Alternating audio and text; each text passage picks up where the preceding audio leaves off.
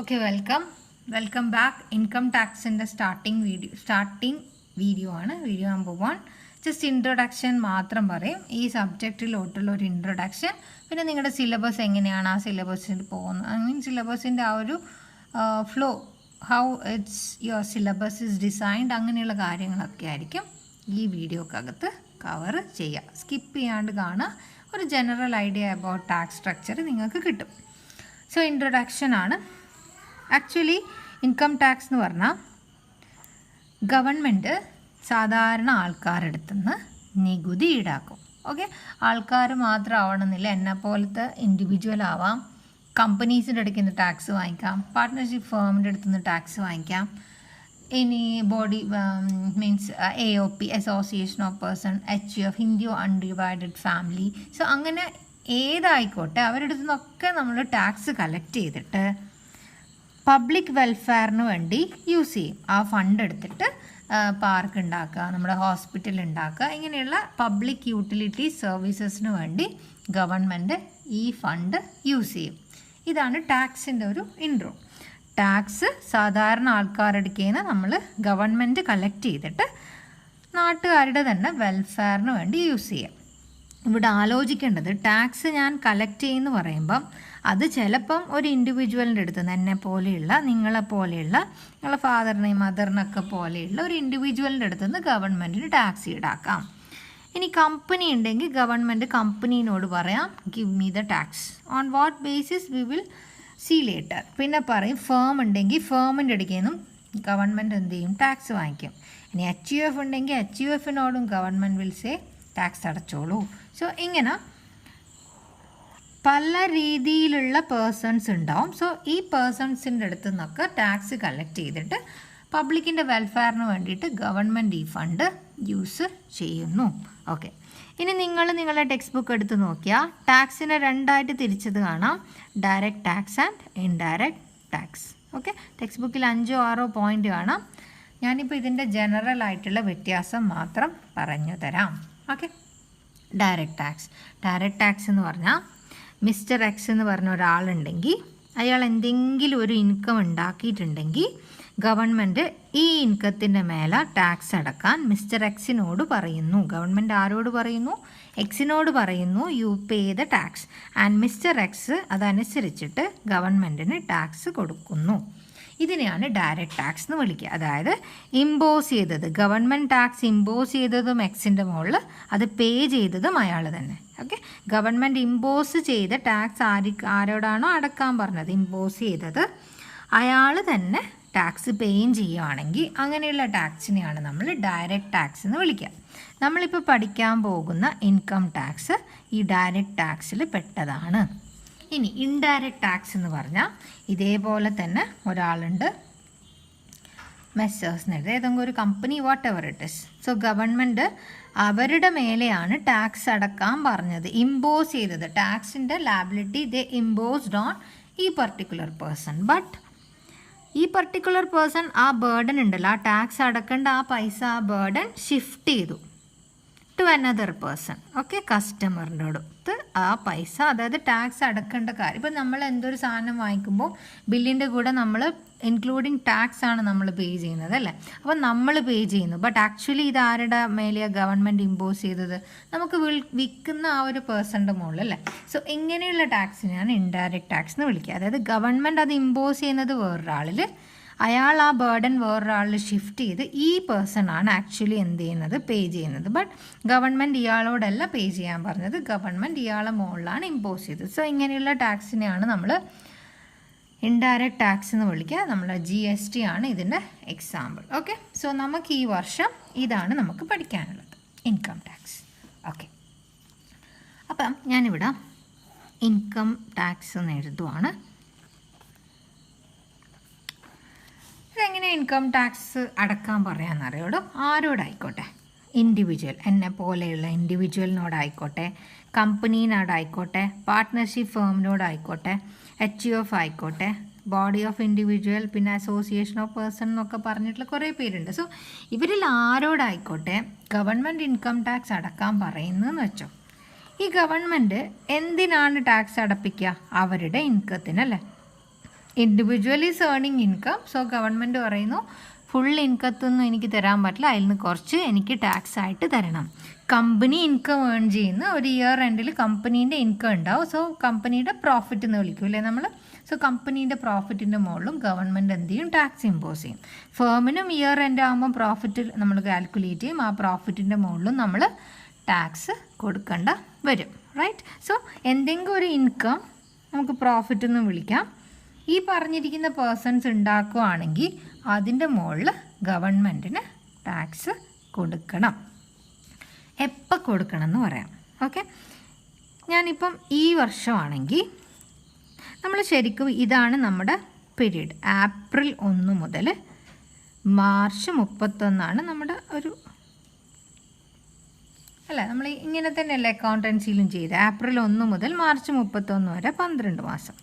അപ്പോൾ ഇപ്പം എന്ന് പറയുമ്പം ഏപ്രിൽ 21 അല്ലേ നമ്മുടെ ഏപ്രിൽ 20, അതായത് 2001 ഏപ്രിൽ കഴിഞ്ഞു. ഇനി വരുന്ന മാർച്ച് എന്ന് പറഞ്ഞാൽ 2022 മാർച്ച് അല്ലേ. ഒരു ഇയർ എന്ന് പറഞ്ഞാൽ ഏപ്രിൽ മുതൽ, ശ്രദ്ധിക്കണേ, ഏപ്രിൽ മുതൽ മാർച്ച് വരെയാണ് നമ്മുടെ ഒരു ഫൈനാൻഷ്യൽ ഇയർ ആയിട്ട് നമ്മൾ ട്രീറ്റ് ചെയ്യുന്നത് അല്ലേ, ഏപ്രിൽ ടു മാർച്ച്. അപ്പം നമ്മൾ ഇപ്പോൾ എടുക്കുവാണെങ്കിൽ ഇത് നമ്മൾ നടന്നുകൊണ്ടിരിക്കുന്നത് 2021. 2021 ഏപ്രിൽ സ്റ്റാർട്ടായി. സോ 2021. ഇനി ഇത് എപ്പോഴെന്താവും, 31 മാർച്ച് 2022 അല്ലേ. മാർച്ച് എന്ന് പറയുമ്പോൾ അടുത്ത വർഷമാവും. ഓക്കെ. സോ ഇതാണ് നമ്മുടെ ഇപ്പം നടന്നുകൊണ്ടിരിക്കുന്ന ഇയർ. ഓക്കെ. അപ്പോൾ ഈ വർഷം ഇതേതാ ഇയർ, 2021-22 നമ്മൾ ഇൻകം ടാക്സ് കൊടുക്കേണ്ടി വരും. ആരായിക്കോട്ടെ, ഞാൻ ഈ പറഞ്ഞ ആരായിക്കോട്ടെ, അവരുടെ ഇൻകത്തിൻ്റെ മേലെ ഇൻകം ടാക്സ് കൊടുക്കേണ്ടി വരും. അവരുടെ ഏത് ഇൻകം എന്നറിയടോ, ഇതിൻ്റെ തൊട്ട് മുന്നേ ഉള്ള ഇയറിലെ ഇൻകം. ഇതിൻ്റെ തൊട്ട് മുന്നേ ഉള്ള ഇയർ എന്ന് പറയുമ്പോൾ അതും നമ്മൾ സ്റ്റാർട്ടിങ് ഏപ്രിൽ ടു മാർച്ചാണ്. ഓക്കെ. അപ്പോൾ ഇതിൻ്റെ തൊട്ട് മുന്നേ ഉള്ളതെന്ന് പറയുമ്പോൾ ഇവിടെ 21 അല്ലേ. അപ്പോൾ നമ്മളിവിടെ എന്തെഴുതും, 1/4/20 ടു 31/3/21. ഇതിൻ്റെ തൊട്ട് മുന്നേ ഉള്ള വർഷം ഇത് 21-22. അപ്പോൾ ഇതിൻ്റെ തൊട്ട് മുന്നേ ഉള്ള വർഷം ഏതാണ്, 2020-2021. ഓക്കെ.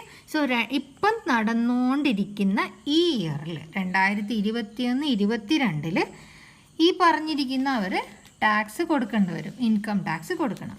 എപ്പോഴുള്ള ഇൻകത്തിൻ്റെ മുകളിലാണ് കൊടുക്കേണ്ടതെന്ന് അറിയോ, തൊട്ട് മുന്നേ ഉള്ള ഇയറിൻ്റെ മുകളിൽ. ഓക്കെ.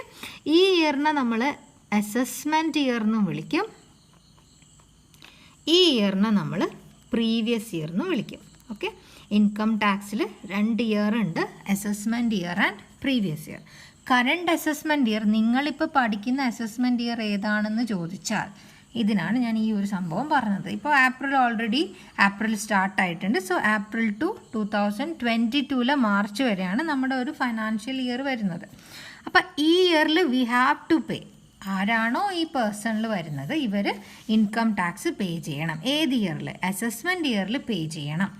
ഏത് ഇൻകത്തിന് പേ ചെയ്യണം, തൊട്ട് മുന്നേ ഉള്ള ഇയറിൽ അവരുണ്ടാക്കിയ ഇൻകത്തിന് അവർ ഈ ഇയറിൽ, ഈ അസസ്മെൻറ്റ് ഇയറിൽ പേ ചെയ്യണം. ഓക്കെ. സോ 2 കോൺസെപ്റ്റ് നിങ്ങളിവിടെ പഠിക്കണം, assessment year and previous year. അപ്പോൾ പ്രീവിയസ് ഇയറിൽ ഇൻകത്തിനാണ് നമ്മൾ ടാക്സ് പേ ചെയ്യേണ്ടത്. പ്രീവിയസ് ഇയറിലെ ഇൻകത്തിന് ഏത് ഇയറിലാണ് നമ്മൾ ടാക്സ് പേ ചെയ്യേണ്ടത്, അസസ്മെൻറ്റ് ഇയർ. ഓക്കെ. സോ നമ്മളെ കറണ്ട് അസസ്മെൻറ്റ് ഇയറിന് 2021-22 നമ്മളിപ്പം നടന്നുകൊണ്ടിരിക്കുന്ന അസസ്മെൻറ്റ് ഇയർ. ഈ അസസ്മെൻറ്റ് ഇയറിൽ നമ്മൾ ഇൻകം ടാക്സ് അടക്കണം. ഏത് ഇയറിലെ ഇൻകത്തിൻ്റെ മുകളിലുള്ള ഇൻകം ടാക്സ്, കഴിഞ്ഞ വർഷത്തെ ഇതിൻ്റെ. സോ ഈ പ്രീവിയസ് ഇയറിലെ ടാക്സ് നമ്മൾ ഈ ഇയറിൽ പേ ചെയ്യണം. Very important point. So assessment year എന്താ, പ്രീവിയസ് ഇയർ എന്താന്ന് അറിഞ്ഞിരിക്കണം. ഇനി അസസ്മെൻറ്റ് ഇയർ, ഓക്കെ, ഫോർ എക്സാമ്പിളാണ് 2022-2023 ആണെങ്കിൽ പ്രീവിയസ് ഇയർ, ഈ വർഷം ഏത് വർഷത്തെ ഇൻകത്തിൻ്റെ മുകളിലാണ് ടാക്സ് കൊടുക്കേണ്ടതെന്ന് വെച്ചാൽ ഇതിൻ്റെ തൊട്ട് മുന്നേയുള്ള വർഷത്തിൻ്റെ മുകളിൽ നമ്മൾ ടാക്സ് കൊടുക്കണം. അതായത് 2021, 2022. സോ ഇത് ഏപ്രിൽ മുതൽ മാർച്ച് വരെയുള്ള ഒരു 12 പീരീഡ് ഓഫ് ടൈം ആണ്. ക്ലിയർ? സോ അസസ്മെൻറ്റ് ഇയറിൽ നമ്മൾ ടാക്സ് പേ ചെയ്യണം. പ്രീവിയസ് ഇയറിലെ ഇൻകത്തിന് നമ്മൾ അസസ്മെൻറ്റ് ഇയറിൽ ടാക്സ് പേ ചെയ്യണം. ഇനി ഇവിടെ 2019, 2020 അസസ്മെൻറ്റ് ഇയർ എങ്കിൽ ഇവിടെ നമ്മൾ 2018, 2019 ആയിരിക്കും നമ്മുടെ പ്രീവിയസ് ഇയർ.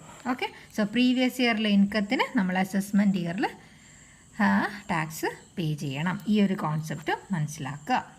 ഓക്കെ, ഇനി നെക്സ്റ്റ് കോൺസെപ്റ്റ്. ഓക്കെ, അപ്പോൾ അസസ്മെൻറ്റ് ഇയർ പഠിച്ചു, പ്രീവിയസ് ഇയർ പഠിച്ചു. അപ്പോൾ ഇൻകത്തിൻ്റെ മുകളിലാണ് നമ്മൾ ടാക്സ് ചാർജ് ചെയ്യുന്നത്. ഇൻകം ആരുടെ ഇൻകത്തിൻ്റെ മുകളിൽ? Income of the person.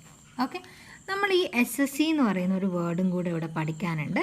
നമ്മൾ SSCൻ്റെ ഇൻകത്തിൻ്റെ മുകളിലാണ് ടാക്സ് ചാർജ് ചെയ്യാൻ പറ്റും. ആരാണോ ഗവൺമെൻറ്റിന് ടാക്സ് അടക്കാൻ ബാധ്യസ്ഥൻ. ആക്ച്വലി ഗവൺമെൻറ് പറയാം, ആരാണോ ടാക്സ് അടക്കാൻ ബാധ്യസ്ഥൻ അയാളെ നമ്മൾ SSC എന്ന് വിളിക്കും. SSC ചിലപ്പം ഇൻഡിവിജ്വൽ ആവാം. ഓക്കെ, SSC ചിലപ്പം കമ്പനി ആവാം. ആരാണോ ടാക്സ് അടക്കേണ്ടത്, ആരാണോ ടാക്സ് അടക്കാൻ ലേബിളായിട്ടുള്ള ആൾ, അയാളെയാണ് നമ്മൾ SSC എന്നുള്ള വേർഡ് കൊണ്ട് ഉദ്ദേശിക്കുന്നത്. ഓക്കെ, സോ SSCൻ്റെ ഡെഫിനേഷൻ നിങ്ങൾ എടുത്തു നോക്കുമ്പം SSCൻ്റെ ഡെഫിനേഷനിൽ കാണാം SSC is a person. Okay, to whom ബാക്കി നമുക്ക് തിയറീൻ്റെ എടുക്കുമ്പം പറയാം. അപ്പോൾ SSC ഈസ് എ പേഴ്സൺ എന്ന് കാണാം. അപ്പം ഇൻകം ടാക്സ് അടക്കാൻ ബാധ്യസ്ഥനായ വ്യക്തിയെയാണ് നമ്മൾ SSC എന്ന് വിളിക്കുന്നത്. അപ്പോൾ ഇവിടെ ഒരു പേഴ്സൺ എന്നുള്ളൊരു സംഭവം കാണാം. ഓക്കെ, സോ SSC ആരാന്ന് മനസ്സിലായിട്ടുണ്ട്. ഇനി ഇവിടെ SSCൻ്റെ ഡെഫിനേഷനിൽ നമ്മളോടത്ത് SSC ഈസ് എ പേഴ്സൺ എന്നാണ് പറയും. എന്നിട്ട് അത് കുറച്ച് കഴിഞ്ഞിട്ട് നമ്മളോട് പേഴ്സണിൻ്റെ ഡെഫിനേഷനും കൂടെ ഇൻകം ടാക്സ് പറയുന്നുണ്ട്. ഈ പേഴ്സണിൻ്റെ ഡെഫിനേഷനകത്താണ് നമ്മളടുത്ത് പേഴ്സൺ ആരൊക്കെ ആവാമെന്ന് പറയുന്നത്. ഇൻഡിവിജ്വൽ ആവാം, HUF ആവാം, കമ്പനി ആവാം, ഫേം ആവാം, AOP ആവാം, ബോഡി ഓഫ് ഇൻഡിവിജ്വൽ ആവാം, ലോക്കൽ അതോറിറ്റീസ് ആവാം, and every artificial juridical person not following in the above limit എന്നും കാണാം. എനിവേ, സോ SSC എന്ന് പറഞ്ഞാൽ ആരാണോ ടാക്സ് അടക്കേണ്ടത് അയാളെയാണ് നമ്മൾ SSC എന്ന് വിളിക്കുന്നത്. Okay, SSC is a person by whom any tax or any other sum of money is payable under the income tax act 1961. Anyway, SSC എന്ന് പറഞ്ഞാൽ നിങ്ങളുടെ ഭാഷയിൽ ഇപ്പം മനസ്സിലാക്കേണ്ടത് ആരാണോ ടാക്സ് അടക്കേണ്ട ആ പേഴ്സണിനെ നമ്മൾ SSC എന്ന് വിളിക്കും. So here it is given as person. ഈ പേഴ്സൺ ആരാണെന്ന് ചോദിച്ചാൽ ആരൊക്കെ ആവാം SSC എന്ന് ചോദിക്കുമ്പോൾ ഇൻഡിവിജ്വൽ ആവാം, HUF ആവാം, കമ്പനി ആവാം, ഫേം ആവാം, AOP ആവാം, ലോക്കൽ അതോറിറ്റീസ് ആവാം ഒക്കെയുള്ള പഠിച്ചു. ഇനി ഇതിൽ നമ്മൾ ഇൻഡിവിജ്വലാണ് ഈ വർഷത്തെ നിങ്ങളെ സിലബസിൽ ഇൻഡിവിജ്വലിൻ്റെ ഇൻകം ടാക്സ് എങ്ങനെ കാൽക്കുലേറ്റ് ചെയ്യാമെന്നാണ് നിങ്ങളിപ്പം ഇവിടെ സ്റ്റാർട്ടിങ്ങിൽ പഠിച്ചു വരുന്നത്. ഓക്കെ, ഒരു ഇൻഡിവിജ്വലിൻ്റെ ഇൻകത്തിൻ്റെ മുകളിൽ എങ്ങനെ നമ്മൾ ടാക്സ് ചാർജ് ചെയ്യുന്നു എന്നുള്ളതാണ് നിങ്ങളുടെ ഈ വർഷത്തെ സിലബസ് പോകുന്നത്. ഓക്കെ, സിലബസിലോട്ട് വരാം. അതിനേക്കാളും മുന്നേ ഇതിന് ഇൻഡിവിജ്വലിനെ പറ്റി ഞാനൊരു ഇൻകം ടാക്സ് ഇൻഡിവിജ്വലിൻ്റെ കാര്യങ്ങൾ പറയാം. ഇൻഡിവിജ്വൽ ഏതെങ്കിലും ഒരു ആളായിക്കോട്ടെ. Okay, so it will be mister Srikanth. Okay, ഒരു ഇൻഡിവിജ്വലാണ്. So he's working in a company. അപ്പോൾ ഇയാൾ ഒരു കമ്പനിയിൽ വർക്ക് ചെയ്യുന്നുണ്ട്. സോ അയാളുടെ എംപ്ലോയർ, അയാളുടെ മുതലാളി ഇയാൾക്ക് സാലറി കൊടുക്കുന്നുണ്ട്. സാലറി ഒരു ഇൻകം ആണോ? ആണല്ലോ. സോ ഇയാൾക്ക് ഈ mister Srikanth it's an individual, right? ഒരു വ്യക്തിയാണല്ലോ. അയാൾ he's working in a office and his employer is paying him salary. അതൊരു ഇൻകം ആണ്. സോ നമ്മളിപ്പോൾ ഇൻകം ടാക്സിനെ പറ്റിയല്ലേ പഠിക്കുന്നത്. സോ ഇൻകം എന്തൊക്കെയാണെന്നാണ് ഞാൻ പറയുന്നത്. ഒരു ഇൻഡിവിജ്വലിൻ്റെ ഇൻകം എന്തൊക്കെയാവാം എന്നാണ് നമ്മൾ നോക്കുന്നത്. ഇനി മിസ്റ്റർ ശ്രീകാന്തിന് കുറേ വീടുണ്ട്. ഓക്കെ, അതൊക്കെ അയാൾ റെൻറ്റിനും കൊടുത്തു. So he will get rent income ആണോ? അതെ, അയാൾക്ക് വരുമാനമാണ്. അപ്പോൾ നമ്മൾ ഹൗസ് പ്രോപ്പർട്ടിയുടെ വക ഇയാൾക്ക് ഇൻകം കിട്ടുന്നുണ്ട്. അപ്പോൾ സാലറി മാത്രമല്ല, ഇയാൾക്ക് ഹൗസ് പ്രോപ്പർട്ടിന്ന് റെൻറ്റും കിട്ടുന്നുണ്ട്. So that is also is income. ഇതൊന്നും പോരായിട്ട് ഹി ഹാസ് ലാൻഡ് ഉണ്ടായിരുന്നു. ഈ ട്രാൻസ്പോർട്ട് ഒക്കെ നമ്മുടെ അസസ്മെൻറ്റ് ഇയറിലാണ് ഇയാൾ ടാക്സ് കൊടുക്കേണ്ടത്, പ്രീവിയസ് ഇയറിലെ ഇൻകത്തിൻ്റെ മുകളിലാണ് ടാക്സ് കൊടുക്കേണ്ടത്. അപ്പം ഈ മിസ്റ്റർ ശ്രീകാന്ത് പ്രീവിയസ് ഇയറിൽ, ഈ പ്രീവിയസ് ഇയറിൽ എവിടെയാണോ ടാക്സ് ലാബിലിറ്റി വരുന്ന ആ ഇയറിൽ ലാൻഡ് ഉണ്ടായിന് അയാളുടെ അടുത്ത്, അത് സോൾഡ് ചെയ്തിട്ടുണ്ട്, സെയിൽ ചെയ്തിട്ടുണ്ട്. സെയിൽ ചെയ്ത വകയിൽ ഇയാൾക്ക് ഗെയിനും ഉണ്ടായിട്ടുണ്ട്. ഓക്കെ, ഇയാൾക്ക് ലാഭം ഉണ്ടായിട്ടുണ്ട്. So that is also is income, right? ഇയാളുടെ വരുമാനമല്ലേ. സോ പ്രോപ്പർട്ടി സോൾഡ് ചെയ്ത വകയിലും ഇയാൾക്ക് എന്തുണ്ടായിട്ടുണ്ട്? ലാഭം ഉണ്ടായിട്ടുണ്ട്. ഓക്കെ, ഇതൊന്നും പോരായിട്ട് യുനോ ഇയാളുടെ ബ്രദർ ഇസ് ദർ. ഓക്കെ, ബ്രദറിൻ്റെ പേര് സമീർ. ഓക്കെ, ഈ മിസ്റ്റർ സമീറുമായിട്ട് ഇയാൾ എന്ത് ചെയ്തിട്ടുണ്ടെന്നറിയോ? പാർട്ട്ണർഷിപ്പിൽ ഒരു ബിസിനസ് സ്റ്റാർട്ട് ചെയ്തു, പാർട്ട്ണർഷിപ്പ്. ആൻഡ് ഇയർ എൻഡിൽ ഇയാൾക്ക് ഇതിൽ നിന്ന് പ്രോഫിറ്റും കിട്ടുന്നുണ്ട്. അതും അയാളുടെ ഇൻകം അല്ലേ? ആണ്. Okay, so profit from firm അല്ലെങ്കിൽ ബിസിനസ്. ഓക്കെ, ഇതും ഇയാളുടെ വരുമാനം ആണ്. ഇതൊന്നും പോരാണ്ട് ഒരു ദിവസം അമ്പലത്തിൽ പോയി മുന്നിൽ നിന്ന് എന്ത് ചെയ്തു? ഒരു ലോട്ടറി ടിക്കറ്റ് എടുത്തു. ഓക്കെ, സോ ഈ പ്രീവിയസ് ഇയറിൽ തന്നെ ഇയാൾക്ക് ഈ ലോട്ടറി അടിച്ച് and he got some money. So that is also is income, right? So lottery income. Okay, എന്തും ആയിക്കോട്ടെ, ഇയാൾക്കൊരു കുതിര ഉണ്ടെന്ന് വെച്ചോളെ. കുതിരേനെ പന്തയത്തിന് പറഞ്ഞേക്കൂലെ, ഹോഴ്സ് റേസിന്. അങ്ങനെ അയാൾക്ക് എന്തുണ്ടായി? ഇൻകം ഉണ്ടായി. ഓക്കെ, അപ്പോൾ ഒരു ഇൻഡിവിജ്വലിന് പല രീതിയിലും ഇൻകം ഉണ്ടാക്കാം. അപ്പോൾ നമുക്കിത് കാൽക്കുലേറ്റ് ചെയ്യാൻ, ഒരാളുടെ ഇൻകം കാൽക്കുലേറ്റ് ചെയ്ത് അതിൻ്റെ മുകളിൽ ടാക്സ് എങ്ങനെ ചാർജ് ചെയ്യുന്നതാണല്ലോ നമുക്ക് ഈ ചാപ്റ്ററിൽ പഠിക്കേണ്ടത്. അപ്പോൾ നമുക്ക് ഇൻകം എന്ന് പറഞ്ഞാൽ നമുക്കിങ്ങനെ പല രീതിയിലുള്ള ഇൻകം ഉണ്ടായത് ഇങ്ങനെ വൺ ബൈ വൺ എഴുതി കൊണ്ടുവരണ്ടേ, റൈറ്റ്? സോ അതിനു വേണ്ടി ഇൻകം ടാക്സ് എന്ത് ചെയ്തിട്ടുണ്ടെന്നറിയോ? ഇതിനൊരു ഓർഡർ ഉണ്ടാക്കി കൊടുത്തിട്ടുണ്ട്. ഓക്കെ, ഒരു ഇൻഡിവിജ്വലിൻ്റെ ഇൻകത്തിന് ഒരു ഓർഡർ ഉണ്ടാക്കി കൊടുത്തിട്ടുണ്ട്. അവർ പറഞ്ഞു ഒരു കാര്യം ചെയ്യാം, ഞാനൊരു 5 ഹെഡ് ഓഫ് ഇൻകം പറയാം. ഇതിനകത്ത് നിങ്ങൾ ഏതൊക്കെയാണോ നിങ്ങളുടെ ഇൻകം വരുന്നത്, so you have to put it in that head. എന്നിട്ട് അവർ 5 ഹെഡിനൊരു പേര് കൊടുത്തു. ആദ്യത്തത് എന്താണറിയോ?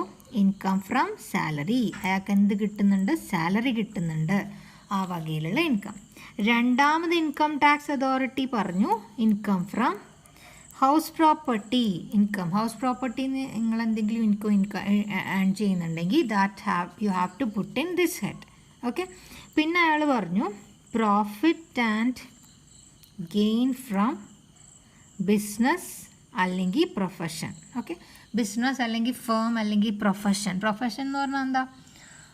നമ്മുടെ ചാർട്ടേഡ് അക്കൗണ്ടൻസ് അതുപോലെയുള്ള പ്രൊഫഷൻസ് ആണെങ്കിൽ, സോ അങ്ങനെ ഇയാൾ വല്ല വരുമാനം ഉണ്ടാക്കുന്നുണ്ടെങ്കിൽ അത് ഈ ഹെഡിൽ എഴുതണം. Okay, next income under the head capital gain. നമ്മളിപ്പോൾ പറഞ്ഞില്ലേ ശ്രീകാന്തിൻ്റെ കേസിൽ ഈസ് ട്രാൻസ്ഫറിങ് ദ ലാൻഡ്, ഈ പ്രോപ്പർട്ടിന്ന് കിട്ടുന്ന പ്രോപ്പർട്ടി സോൾഡൊക്കെ ചെയ്യുമ്പോൾ കിട്ടുന്നത്. സോ അത് നിങ്ങൾ ഇവിടെ എഴുതണം. ഓക്കെ, പിന്നെ നിങ്ങളടുത്ത് പറഞ്ഞു ബാക്കി എന്തെങ്കിലും ഉണ്ടെങ്കിൽ, നിങ്ങൾക്ക് ലോട്ടറി അടിക്കല, ഹോഴ്സ് റേസ് അങ്ങനെ എന്തെങ്കിലും ഉണ്ടെങ്കിൽ, ഇതിലൊന്നും പെടാത്ത, ഈ 4 ഹെഡിൽ പെടാത്ത വേറെ വല്ല ഇൻകം ഉണ്ടെങ്കിൽ നിങ്ങൾ ഇൻകം ഫ്രം അതർ സോഴ്സ് എന്ന് പറഞ്ഞിട്ട് ഇവിടെ കാണിക്കണം എന്ന് പറഞ്ഞു. ഓക്കെ, അങ്ങനെ നമ്മുടെ income tax authorities, okay, CBDT ആണ് ഇൻകം ടാക്സിൻ്റെ utmost authority, Central Board of Direct Taxation എന്ന് പറയും. എനിവേ, അപ്പോൾ ഇവരെന്ത് ചെയ്തു? ഈ ഇൻകം ടാക്സിൻ്റെ അതോറിറ്റി നമുക്കൊരു 5 ഹെഡ് തന്നു. ഇൻഡിവിജ്വലിൻ്റെ ഇൻകത്തിനെ നമ്മൾ ഈ 5 ഹെഡിലോട്ട് എന്ത് ചെയ്യണം? കൊണ്ടുവരണം. ഇപ്പോൾ ഫോർ എക്സാമ്പിൾ ഇവിടെ ഈ ഒരു കേസ് പറയുവാണെങ്കിൽ ശ്രീകാന്തിൻ്റെ സാലറി ഇൻകം ഈ ഹെഡിൽ പോവും, ഹൗസ് പ്രോപ്പർട്ടിയിൽ നിന്നുണ്ടാക്കിയ ഇൻകം ഇവിടെ പോവും, പാർട്ട്ണർഷിപ്പ് ഫേം നിന്നുണ്ടാക്കിയ ഇൻകം ഇവിടെ വരണം, ലാൻഡ് സോൾഡ് ചെയ്ത ഇൻകം ഇവിടെ വരണം, ലോട്ടറി കിട്ടിയ ഇൻകം ഇവിടെ വരണം. ഓക്കെ, സോ ഇങ്ങനെ ഒരു ഹെഡ് ഉണ്ടാക്കിയിട്ടുണ്ട്. ഇത് പറയാൻ എളുപ്പമാണ്, വലിയൊരു ബിഗ് ചാപ്റ്ററാണ് income from salary. House property ഇത്തിരി ചെറുതാണ്, ബിസിനസ് ഓർ പ്രൊഫഷനും ഒരുപാടുണ്ട്, capital gain is there and income from other source. ഇത് 5 എണ്ണം നമ്മൾ ഡീറ്റെയിൽഡ് ആയിട്ട് ഇപ്രാവശ്യം പഠിക്കും. അപ്പം ജനറൽ റിവ്യൂ ആണ് നമ്മൾ പറയുന്നത്. അപ്പം ഞാൻ ഇൻകം ഫ്രം സാലറി കണ്ടുപിടിച്ചു, ഇൻകം ഫ്രം ഹൗസ് പ്രോപ്പർട്ടി ഇതൊക്കെ കണ്ടുപിടിച്ചിട്ട് ഞാൻ ഇതൊക്കെ ഇവിടെ എഴുതി. അപ്പോൾ ഇതൊക്കെ ആഡ് ചെയ്യുമ്പോൾ എനിക്ക് ഇയാളെ ടോട്ടൽ ഇൻകം കിട്ടൂലേ? കിട്ടൂല. ഇതിനെ ഞങ്ങൾ എന്താ വിളിക്കാമെന്നറിയോ? Gross total income. ഞാനിപ്പം ഫുള്ളായിട്ടൊന്നും പറയുന്നില്ല മക്കളെ, ഞാൻ ജസ്റ്റ് അതിൻ്റെ ഒരു സ്റ്റാർട്ടിങ് മാത്രമേ പറയുന്നുള്ളൂ. അപ്പം ഗ്രോസ് ടോട്ടൽ ഇൻകം കിട്ടും. അപ്പോൾ ഇൻകം ടാക്സുകാർ നമ്മളടുത്ത് പറഞ്ഞു ഇതിൻ്റെ കൂടെ ഞാൻ നിങ്ങളടുത്ത് കുറച്ച് ഡിഡക്ഷൻസും കൂടെ തരാം. ഓക്കെ, ഇവിടെ ഇൻകം കൂടുന്നതിനനുസരിച്ചിട്ട് നമ്മുടെ tax rate will increase, right? 5 lakh income ആണെങ്കിൽ അതിൻ്റെ 10%, ഫോർ എക്സാമ്പിൾ ആണ് 10% ആ ടാക്സ് എങ്കിൽ നമ്മൾ എത്ര കൊടുക്കണം? 50,000. ഓക്കെ, ഇനി 3 ലക്ഷം, അതായത് ഇൻകം കുറയുകയാണെങ്കിൽ നമ്മൾ 10% നമ്മൾ എത്രയോ കൊടുക്കണ്ടു? 30,000. ഓക്കെ, അപ്പോൾ ഇതുവരെ ചെയ്തിട്ട് നിങ്ങൾക്ക് 5 ലക്ഷം കിട്ടിയെന്ന് വെച്ചോ. ഇവിടെ വെച്ച് ടാക്സ് കാൽക്കുലേറ്റ് ചെയ്യുകയാണെങ്കിൽ യു ഹാവ് ടു പേ 50,000 അല്ലേ? അപ്പോൾ ഗവൺമെൻറ് പറഞ്ഞു, ഇൻകം ടാക്സ് അതോറിറ്റി പറഞ്ഞു, CBDT പറഞ്ഞു, we will allow you some deduction. നിങ്ങൾക്ക് ഇതിൽ നിന്ന് ചില ഡിഡക്ഷൻസ് ക്ലെയിം ചെയ്യാം. അതിനൊക്കെ ഓരോ സെക്ഷൻസ് ഒക്കെ ഉണ്ട്. ആ ഡിഡക്ഷൻസും കൂടെ നിങ്ങൾക്ക് ഇവിടെ ക്ലെയിം ചെയ്യാം. നിങ്ങൾ ഈ പൈസയിൽ നിന്ന് കുറച്ചെടുത്തിട്ട് LICയിൽ ഇട്ടാൽ, സുകന്യ സമൃദ്ധി എന്ന് പറഞ്ഞാൽ നിങ്ങൾക്കൊക്കെ അറിയുന്ന ആ പോസ്റ്റ് ഓഫീസിലിട്ടാൽ യു ക്യാൻ ക്ലെയിം ഡിഡക്ഷൻ. നിങ്ങൾക്ക് എന്ത് ചെയ്യാൻ പറ്റും? സുകന്യ സമൃദ്ധിയിലൊക്കെ ഇട്ടാൽ you can claim deduction. So അപ്പോൾ ഇങ്ങനെയുള്ള ഡിഡക്ഷനും കൂടെ അലോ ചെയ്തിട്ട് ബാക്കി വരുന്നതാണ് നമ്മുടെ ശരിയായ ടോട്ടൽ ഇൻകം. ഓക്കെ, ഈ ടോട്ടൽ ഇൻകത്തിൻ്റെ മുകളിലാണ് നമ്മൾ ടാക്സ് കാൽക്കുലേറ്റ് ചെയ്യുക. ഓക്കെ, ഈ 5 ഹെഡുകൾ നമ്മൾ ആഡ് ചെയ്യും, ഗ്രോസ് ടോട്ടൽ ഇൻകം കിട്ടും. അതിനകത്തുനിന്ന് നമ്മൾ ചില ഡിഡക്ഷൻസ് ഒക്കെ ഉണ്ട്, അതൊക്കെ ലെസ് ചെയ്തിട്ട് കിട്ടുന്ന ഈ ടോട്ടൽ ഇൻകത്തിൻ്റെ മുകളിലാണ്. Again repeating, this is just A general view ആണ്. ഇതിനിടയിലൊക്കെ ഒത്തിരി കാര്യങ്ങളുണ്ട്, അതൊക്കെ 1 by 1 ചാപ്റ്റർ വൈസ് നമ്മൾ പഠിക്കും. സോ ടോട്ടൽ ഇൻകത്തിൻ്റെ മുകളിലാണ് നമ്മൾ ടാക്സ് കാൽക്കുലേറ്റ് ചെയ്യുക. ഓക്കെ, ഈ ടോട്ടൽ ഇൻകത്തിൻ്റെ മുകളിൽ ടാക്സ് കാൽക്കുലേറ്റ് ചെയ്യുക എങ്ങനെയാണെന്ന് ചോദിച്ചാൽ, ഓക്കെ, നമ്മൾ ഓരോ വർഷത്തെയും ബജറ്റിൽ അതത് വർഷത്തെ ടാക്സിൻ്റെ സ്ലാബ് റേറ്റ് പറയും. ഓക്കെ, സ്ലാബ് റേറ്റ് എന്താണെന്ന് വെച്ചാൽ ഞാൻ നിങ്ങൾക്ക് ഇവിടെ ഒരു പിക്ചർ കാണിച്ചു. പിക്ചർ ഇതാണ്, നോക്കിക്കോ. സ്ലാബ് റേറ്റിൻ്റെ ഒരു ഇതാണ് ഞാൻ കാണിച്ചു തരുന്നത്.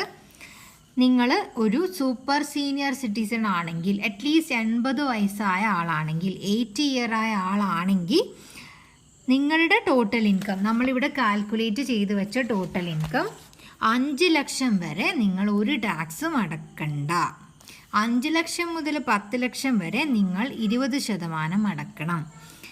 അതിന് മുകളിലാണെങ്കിൽ നിങ്ങൾ ഇത്ര അടക്കണം എന്ന് പറഞ്ഞിട്ടുള്ളൊരു സ്ലാബ് റേറ്റ് കാണാം. ഇനി നിങ്ങൾ 60 വയസ്സായ ഒരാളാണെങ്കിൽ 3 ലക്ഷം വരെ നിങ്ങൾ ടാക്സ് അടക്കണ്ട, ബാക്കിക്ക് ഇത് ഇങ്ങനെയുള്ള സ്ലാബ് റേറ്റ് ഉണ്ട്. ഇനി നിങ്ങൾ ഇതെല്ലാം 60 വയസ്സിലും താഴെയുള്ള ആളാണെങ്കിൽ 2,50,000 വരെ നിങ്ങൾ ടാക്സ് അടക്കണ്ട, ബാക്കിയുള്ള സ്ലാബ് റേറ്റ് ഇവിടെ കൊടുത്ത് കാണാം. ഇത് നിങ്ങൾ ഓരോ ഇയർലിയും ബജറ്റിൽ നമ്മളെടുത്ത് ഇങ്ങനെയുള്ള സ്ലാബ് റേറ്റ് തരും. ഈ സ്ലാബ് റേറ്റിൻ്റെ വെച്ചിട്ടാണ് നമ്മൾ ഈ ടോട്ടൽ ഇൻകത്തിൻ്റെ മുകളിൽ ടാക്സ് കാൽക്കുലേറ്റ് ചെയ്യുക. ഇതും നിങ്ങളുടെ സിലബസിൽ പെട്ടതാണ്, നിങ്ങളിത് പഠിക്കേണ്ടി വരും. ബട്ട് ഇപ്പോഴല്ല, നമ്മൾ വഴിയെ പഠിക്കും. അപ്പോൾ ഇത് ക്ലിയർ ആണെന്ന് വിചാരിക്കുന്ന ഒരു ജനറൽ വ്യൂ ഫോർ ആൻ ഇൻഡിവിജ്വലിന്, ഒരു ഇൻഡിവിജ്വലിൻ്റെ ഇൻകത്തിന് നമ്മൾ എങ്ങനെയാണ് ടാക്സ് ചെയ്യാമെന്നാണ് ഇവിടെ പറഞ്ഞത്. 5 ഹെഡ്സ് ഓഫ് ഇൻകം ഉണ്ട്. ആ 5 ഹെഡും കൂടെ ആഡ് ചെയ്താൽ നമുക്ക് gross total income, okay, gross total income കിട്ടും. അതിൽ നിന്ന് നമ്മൾ ഡിഡക്ഷൻസും കൂടെ ലെസ് ചെയ്യുമ്പോൾ നമുക്ക് ടോട്ടൽ ഇൻകം കിട്ടും. ഈ ടോട്ടൽ ഇൻകത്തിൻ്റെ മുകളിൽ അതത് ഇയറിൽ അപ്ലിക്കബിൾ ആയിട്ടുള്ള ടാക്സിൻ്റെ സ്ലാബ് റേറ്റ് പറയും. ആ സ്ലാബ് റേറ്റ് അപ്ലൈ ചെയ്തിട്ടാണ് നമ്മൾ ഇൻകം ടാക്സ്, ഒരാളടക്കേണ്ട ഇൻകം ടാക്സ് കാൽക്കുലേറ്റ് ചെയ്യാം. ഇനി അടുത്തത് റെസിഡൻഷ്യൽ സ്റ്റാറ്റസിനെ പറ്റിയാണ് പറയേണ്ടത്. ഈ റെസിഡൻഷ്യൽ സ്റ്റാറ്റസിൻ്റെ പ്രത്യേകത എന്താണെന്ന് വെച്ചാൽ, ഈ പറഞ്ഞിരിക്കുന്ന എല്ലാവർക്കും, ദാറ്റ് മീൻസ് ഇൻഡിവിജ്വൽ ആയിക്കോട്ടെ, പേഴ്സൺ എന്ന് പറഞ്ഞിട്ട് ഞാൻ കുറേ ആൾക്കാരുടെ പേര് പറഞ്ഞില്ലേ, ഇവരുടെ ഒക്കെ റെസിഡൻഷ്യൽ സ്റ്റാറ്റസ് നമുക്ക് കണ്ടുപിടിക്കേണ്ടി വരും. റെസിഡൻഷ്യൽ സ്റ്റാറ്റസ് എന്തിനാണ് കണ്ടുപിടിക്കുന്നതെന്ന് ഞാൻ പറയാം. ഓക്കെ, ആക്ച്വലി റെസിഡൻഷ്യൽ സ്റ്റാറ്റസ് നമുക്ക് 2 രീതിയിൽ ഡിവൈഡ് ചെയ്യാം. ഓക്കെ, റെസിഡൻറ്റ് അല്ലെങ്കിൽ നോൺ റെസിഡൻ്റ് ആയിരിക്കാം. ഓക്കെ, ഇപ്പോൾ ഒരു ഇൻഡിവിജ്വൽ ആണെങ്കിൽ ഇൻഡിവിജ്വലിൻ്റെ റെസിഡൻഷ്യൽ സ്റ്റാറ്റസ് എന്താണെന്ന് ചോദിച്ചാൽ ആ ഇൻഡിവിജ്വൽ ചിലപ്പോൾ റെസിഡൻ്റ് ആവാം, ചിലപ്പോൾ നോൺ റെസിഡൻ്റ് ആവാം.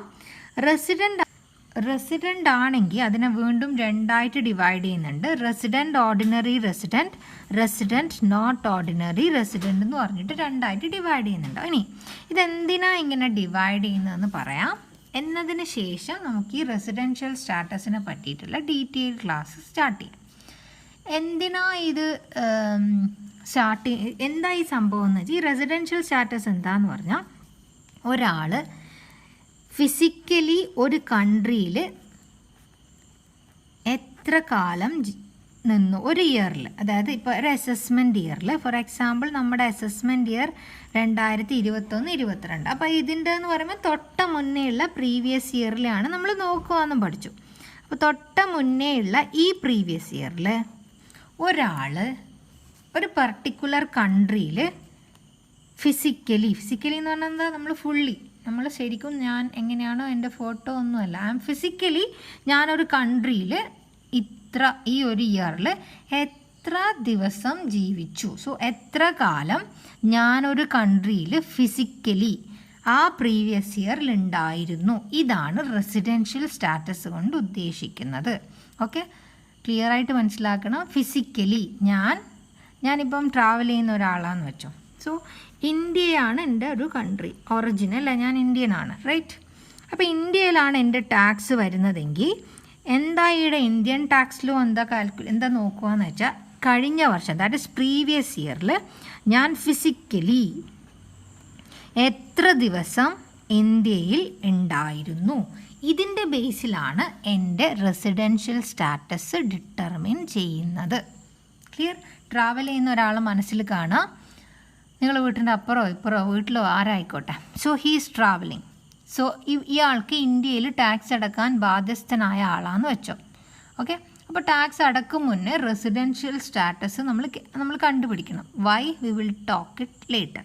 അപ്പോൾ ഈ റെസിഡൻഷ്യൽ സ്റ്റാറ്റസ് എന്താണെന്ന് വെച്ചാൽ, ഒരാൾ ഫിസിക്കലി ഒരു കൺട്രിയിൽ എത്ര ദിവസം ഉണ്ടായിരുന്നു ആ പർട്ടിക്കുലർ പ്രീവിയസ് ഇയറിൽ. ഇതാണ് നമ്മൾ റെസിഡൻഷ്യൽ സ്റ്റാറ്റസിൽ കാൽക്കുലേറ്റ് ചെയ്യുന്നത്. ഓക്കെ, അങ്ങനെ നമ്മൾ റെസിഡൻഷ്യൽ സ്റ്റാറ്റസിൽ ഇത്ര ഡേയ്സ് ഇന്ത്യയിൽ ഉണ്ടായിരുന്നു എന്ന് കണ്ടുപിടിക്കണം. എത്ര ഡേയ്സ് ഇന്ത്യയിൽ ഉണ്ടായിരുന്നു. ഇങ്ങനെ കണ്ടുപിടിച്ച് കഴിഞ്ഞാൽ നമുക്ക് അയാൾ റെസിഡൻ്റ് ആണോ നോൺ റെസിഡൻ്റ് ആണോ, അയാൾ റെസിഡൻ്റ് ആണെങ്കിൽ റെസിഡൻ്റ് ഓർഡിനറി റെസിഡൻ്റ് ആണോ, റെസിഡൻ്റ് നോട്ട് ഓർഡിനറി റെസിഡൻ്റ് ആണോ എന്ന് നമുക്ക് മനസ്സിലാക്കാൻ പറ്റും. Why we are calculating residential status എന്ന് ചോദിച്ചാൽ, ഈ resident ordinary resident, resident not ordinary resident, non resident, ഇങ്ങനെ 3 കാറ്റഗറിയല്ലേ ഉള്ളത്. ഓക്കെ, ചില ഇൻകം എന്ന് വെച്ചോ. ചില ഇൻകം എന്ന് പറയുമ്പോൾ example what I will tell you the example. Okay, ചില ഇൻകം, ഞാൻ പേരെഴുതുന്നില്ല, കൺഫ്യൂഷൻ ആവും നിങ്ങൾക്ക്, അതുകൊണ്ട് ഇപ്പോൾ പേരെഴുതാത്ത. അപ്പോൾ ചില ഇൻകം ഞാനിവിടെ ഇൻകം 1 എന്ന് എഴുതുവാണ്. ഈ ഇൻകം 1 ഓക്കെ, റൂള് പ്രകാരം ചിലപ്പോൾ 3 പേർക്കും ടാക്സബിൾ ആയിരിക്കും. ബട്ട് വേറെ ചില ഇൻകംസ് ഉണ്ട്, അത് ഇവർക്ക് മാത്രമേ ടാക്സബിൾ ഉണ്ടാവും. If he's a resident not ordinary resident, ഈ ഒരു ടാക്സ് ഇയാൾ അടക്കണ്ട, നില്ലായിരിക്കും ഇവിടെ. ഓക്കെ, അതേപോലെ നോൺ റെസിഡൻറ്റിൻ്റെ കേസിലും ചില ടൈപ്പ് ഓഫ് ടാക്സ് എക്സംപ്റ്റഡ് ആണ്, നില്ലാണ്, നമ്മൾ ടാക്സ് അടക്കണ്ട, നില്ലാണ്. ഓക്കെ, സോ എപ്പോഴും ആ പർട്ടിക്കുലർ പേഴ്സൺ നോൺ റെസിഡൻറ്റ് അല്ലെങ്കിൽ റെസിഡൻറ്റ് നോട്ട് ഓർഡിനറി റെസിഡൻറ്റ് ആവുകയാണെങ്കിൽ ടാക്സ് ലാബിലിറ്റി അയാൾക്ക് അത്രയും കുറയും. ഓക്കെ, സോ അത്രയും കുറയും. അതുകൊണ്ടാണ് റെസിഡൻഷ്യൽ സ്റ്റാറ്റസ് നമ്മൾ കാൽക്കുലേറ്റ് ചെയ്യുന്നത്. ബിക്കോസ് ചില type of income not ordinary റെസിഡൻറ്റിനും നോൺ റെസിഡൻറ്റിനും ടാക്സബിൾ അല്ല. ഓക്കെ, അപ്പോൾ ടാക്സബിൾ അല്ലെങ്കിൽ നമ്മളെല്ലാവരും ടാക്സ് കുറയാനല്ലേ ട്രൈ ചെയ്യുക. അപ്പോൾ നമ്മളെല്ലാവരും ഈ 2 കാറ്റഗറിയിൽ പെടാൻ ട്രൈ ചെയ്യും. ഓക്കെ, ബട്ട് ഈ നോട്ട് റെസിഡൻറ്റ് ഓർഡിനറി റെസിഡൻ്റ് ആണെങ്കിൽ most of the income taxable ആണ്, മോസ്റ്റ് ഓഫ് ദ ഇൻകം ടാക്സബിളും ആയിരിക്കും. സോ നമ്മൾ ഇൻകം ടാക്സ് ചാർജ് ചെയ്യുന്നതിനേക്കാളും മുന്നേ ഈ പർട്ടിക്കുലർ ഇൻഡിവിജ്വൽ, നമ്മൾ ആരുടെ ടാക്സ് ആണോ കാൽക്കുലേറ്റ് ചെയ്യുന്നത്, അയാൾ ഇൻഡിവിജ്വൽ ആയിക്കോട്ടെ കമ്പനി ആയിക്കോട്ടെ ഹൂഎവർ ഇറ്റ് ഈസ്, അയാൾ ആ കൺട്രിയിൽ ആ വർഷം ആ പ്രീവിയസ് ഇയറിൻ്റെ ബേസിൽ റെസിഡൻ്റ് ആണോ നോൺ റെസിഡൻ്റ് ആണോ എന്ന് ചെക്ക് ചെയ്യണം. റെസിഡൻ്റ് ആണെന്ന് മനസ്സിലായി കഴിഞ്ഞാൽ ദാറ്റ് ഈസ് ഓർഡിനറി റെസിഡൻ്റ് ആണോ നോട്ട് ഓർഡിനറി റെസിഡൻ്റ് ആണോ എന്ന് ചെക്ക് ചെയ്യണം. എന്തിനാണ് ഇത് ചെക്ക് ചെയ്യുന്നതെന്ന് വെച്ചാൽ, ചില ടൈപ്പ് ഓഫ് ഇൻകം എല്ലാവർക്കും ചാർജബിൾ ആയിരിക്കും, but most of the income ഇയാൾ ടാക്സ് അടക്കേണ്ടി വരും. But if the categories resident not ordinary resident അല്ലെങ്കിൽ നോൺ റെസിഡൻ്റ് ആണെങ്കിൽ അതിന് ടാക്സ് അടക്കേണ്ട വരില്ല. സോ നമ്മൾ എല്ലാത്തിനും മുന്നേ ഒരു ഇൻഡിവിജ്വലിൻ്റെ റെസിഡൻഷ്യൽ സ്റ്റാറ്റസ് കാൽക്കുലേറ്റ് ചെയ്യേണ്ടി വരും. റെസിഡൻഷ്യൽ സ്റ്റാറ്റസ് കഴിഞ്ഞാൽ നിങ്ങളെ സിലബസ് മൂവ് ആവുന്നത് നമ്മുടെ ഹെഡ്സ് ഓഫ് ഇൻകം വെച്ചിട്ടാണ്. സാലറി പഠിക്കാനുണ്ട്, സാലറിയിൽ എങ്ങനെയാണ് ഇൻകം കാൽക്കുലേറ്റ് ചെയ്യുക? വെരി ബിഗ് ചാപ്റ്ററാണ് salary. Income from house property ചെറുത്, കമ്പാരിറ്റീവ്ലി ഈസിയാണ്. PGBP എന്ന് പറയും, profit and gains from business or profession പഠിക്കാനുണ്ട്. ഇൻകം ഫ്രം ഹൗസ് പ്രോപ്പർട്ടി പഠിക്കാനുണ്ട്. അതായത് ഈ 5 ഹെഡ് ഓഫ് ഇൻകത്തിൽ ഇത് ഞാനിവിടെ ഇതാണെന്ന് പറഞ്ഞ് എഴുതിയില്ലേ, അപ്പോൾ ഈ ഒരു എമൗണ്ട് എങ്ങനെ കാൽക്കുലേറ്റ് ചെയ്യും? ഇൻകം ഫ്രം സാലറിയുടെ എമൗണ്ട് ഇതാണ് എങ്ങനെ കിട്ടും? സോ അതിലെന്തൊക്കെ വരുന്നുണ്ട് സാലറിയിലെ ഇൻകം. ഹൗസ് പ്രോപ്പർട്ടിയുടെ ടോട്ടൽ ഇൻകം കാണണമെങ്കിൽ ഹൗസ് പ്രോപ്പർട്ടിയിൽ എങ്ങനെയൊക്കെയാണ് ചാർജസ് വരുന്നത്, PGBPയിൽ എങ്ങനെയാണ് നമ്മളിത് ചെയ്യുന്നത്. സോ ഇങ്ങനെ ഓരോ ഹെഡ് ഓഫ് ഇൻകത്തിലെയും ഇൻകം, ഓരോ ഹെഡിലെയും ഇൻകം എങ്ങനെ കാൽക്കുലേറ്റ് ചെയ്യുന്നു എന്നാണ് നിങ്ങളുടെ സിലബസ് കംപ്ലീറ്റ് ആയിട്ട് ഇപ്രാവശ്യം പറയുന്നത്. അതിനുശേഷം നമ്മൾ ഗ്രോസ് ടോട്ടൽ ഇൻകം കാൽക്കുലേറ്റ് ചെയ്യും. പിന്നെ വരുന്നത് ഡിഡക്ഷൻ ആണ്. ഡിഡക്ഷൻ എനിക്ക് തോന്നുന്നു നിങ്ങൾക്ക് നെക്സ്റ്റ് ഇയറിലാണെന്ന് തോന്നുന്നു ഡിഡക്ഷന് പഠിക്കാനുള്ളത്. സോ ഐ തിങ്ക് ഇതുവരെയാണെന്ന് തോന്നുന്നു നിങ്ങളെ സിലബസ്. ഇപ്പം ഞാൻ നിങ്ങൾക്ക് തന്നിരിക്കുന്നത് ഇൻകം ടാക്സ് എന്ന് പറയുന്ന ആ സബ്ജക്റ്റിൻ്റെ ഒരു ഓവർവ്യൂ ആണ്. ഓക്കെ, നിങ്ങൾക്ക് പഠിക്കാനുള്ളതിനെ പറ്റിയിട്ടുള്ള ഒരു ഓവർവ്യൂ, ഇതൊക്കെയാണുള്ള കണ്ടൻറ്റാണ് ഇപ്പോൾ പറഞ്ഞത്. ഇനി നെക്സ്റ്റ് വീഡിയോക്കകത്ത് മുതൽ നമ്മൾ 1 by 1 മൊഡ്യൂളായിട്ട് എടുത്ത് ഡിസ്കഷൻ സ്റ്റാർട്ട് ചെയ്യും. മൊഡ്യൂളിൽ പറയുവാണെങ്കിൽ തിയറിയാണ് സ്റ്റാർട്ടിങ്ങിൽ വരിക. ആ തിയറി പഠിക്കാണ്ട് നിങ്ങൾക്ക് എങ്ങനെ എന്ത് തലകുത്തി മറിഞ്ഞാലും ഇൻകം ടാക്സ് പഠിക്കാൻ പറ്റില്ല. So give importance to theory part. Okay.